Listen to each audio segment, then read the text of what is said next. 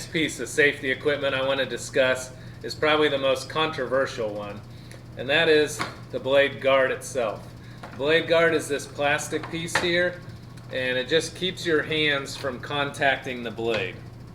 It's not a guarantee because the blade guard is small and it's plastic and it's flimsy. And if I was to push on this or fall onto it, it could easily get pushed aside and the blade would cut right through it. But in general, it's a very good safety device. It keeps our hands from contacting that blade. It gives us a physical barrier to get into the blade, and therefore it's a very, very useful piece of safety equipment. Now, whenever I teach a class on woodworking, I always ask the students, how many of you have table saws at your house? And invariably, a few hands go up. Anywhere from probably 5 to 8 or 10 kids usually have a table saw at their house. Now, they're typically not going to have a cabinet saw. They're going to typically have one of these portable contractor saws for a job site. And one of the first things that people do whenever they get a saw is they take these plastic guards and they throw them in the garbage. I highly recommend against that. It kind of got into fashion from 20, 30 years ago when the blade guards were made very cheap and they were very difficult to use. But through the years, the engineers have perfected the designs and they've made them a lot simpler to use, a lot easier to use, and a lot more pleasurable to use.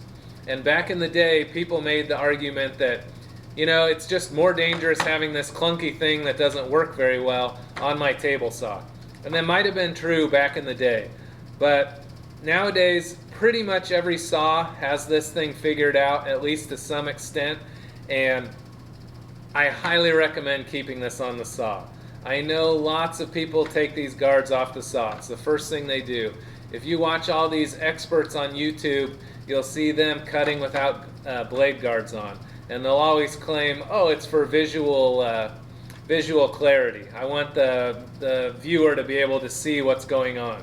Okay, and that's kind of their excuse for getting around having a blade guard on. But I like to tell every class this. As a woodworking aficionado, as somebody who's been in it for 20 plus years, as a teacher of shop classes, and as a member of professional organizations for woodworking, I've encountered a lot of people that have had accidents on equipment. Lots of them. Probably at least 36 people, somewhere around there, 30, 36, 40 people I've encountered, and I always ask them what happened. Whenever they have an injury, I always ask, how did they get it? In all of those people I've talked to, I have never once met somebody whose fingers were cut that had the guard on. In every single one of those cases, they had taken the blade guard off. So I want that to sink in for a second. Because you may be using the saw and you might be thinking to yourself, I can't really see as well with this on there. It gets in the way. It's a pain to take on and off. I'll just leave it off this time. I want you to think about that. Out of all the people that I've met that have had an accident on the table saw, none, not a single one, was hurt while the blade guard was on. Every single one of them occurred with no blade guard on. So it's a very important piece of safety equipment, and I will be honest with you. When I first started learning, I had that naive opinion that the blade guard was just a nuisance and it was useless and it was just for beginners. Okay? I admit, I had that same belief. But over the years, seeing accidents, seeing people that have had accidents, and getting more skilled at the table saw, I have come to value the blade guard. And if you go look at my home shop, you'll see I have a blade guard on my table saw. And I am very reluctant to cut without the guard on. That being said, there are operations on the table saw that you will not be able to have the blade guard on. That does occur. If the board is too small, sometimes you can't cut it if the blade guard's there. Sometimes when you cut at angles, the guards don't work for angle cuts sometimes, depending on what style you have. They won't work for dado cuts. So there's operations on the saw that you won't be able to use the guard. But If you can use the guard, use the guard. There's no excuse not to have this thing on the saw.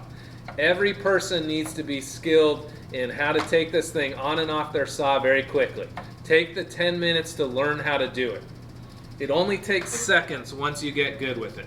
This saw here has this metal protector so you can't put your hand in. It flings up, the blade guard comes up. I put these little anti-kickback pawls up. I pull the throat plate out. I pull a lever, and off it comes. Okay?